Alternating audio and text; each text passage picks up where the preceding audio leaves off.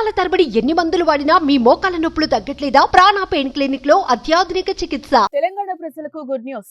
లక్షలాది మంది ఎదురు చూస్తున్న రోజు వచ్చేసింది. 2023 అసెంబ్లీలో కాంగ్రెస్ ప్రభుత్వం గెలిచాక ఎన్నికల్లో ఇచ్చిన 6 గ్యారంటీ హామీల్లో పలు పథకాలను అమలు చేస్తోంది. మహిళలకు ఉచిత బస్సు ప్రయాణం, రాజీవ్ ఆరోగ్యశ్రీ, 500 రూపాయలకే గ్యాస్, 200 యూనిట్ల వరకు ఉచిత విద్యుత్ పథకాలను అమలు చేస్తున్నారు.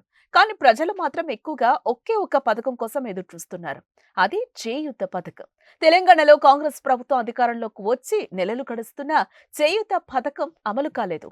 కాంగ్రెస్ పెంచిస్తామన్న పెన్షన్ తో పాటు కొత్త పెన్షన్ల కోసం ఎదురు చూస్తున్నారు. ఈ క్రమంలో వారికి శుభవార్త అందించింది ప్రభుత్వం.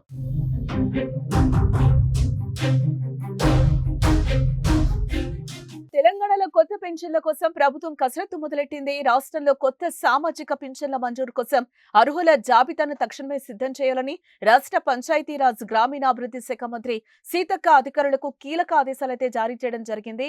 గత ప్రభుత్వ హయాంలో పెండింగ్ లో ఉన్న పెన్షన్లతో పాటు కాంగ్రెస్ అధికారంలోకి వచ్చిన తర్వాత ప్రజాపాలన కార్యక్రమంలో వచ్చిన దరఖాస్తుల ఆధారంగా నివేదిక సమర్పించాలని సూచించారు.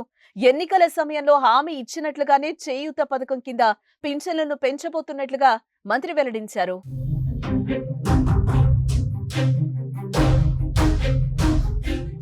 రాష్ట్రంలో ప్రస్తుతం వృద్ధులు, వితంతువులు, ఒంటరి మహిళలు, వికలాంగులు, డయాలసిస్ రోగులు, ఎయిడ్స్ రోగులు, గీత కార్మికులు, బీడీ కార్మికులు, స్టోన్ కట్టర్లు, చేనేత, ఫలేరియా రోగులకు పింఛన్లు అందజేస్తున్నారు. ఆస్ట్రా కింద 2016 రూపాయలు, దివ్యాంగులకు 3016 రూపాయలు ఇస్తున్నారు. ప్రస్తుతం కాంగ్రెస్ ప్రవేశపెట్టిన చేయూత పథకం అమలైతే వికలాంగులకు 6000 రూపాయలు, ఇతరులకు 4000 రూపాయలు అందనుంది.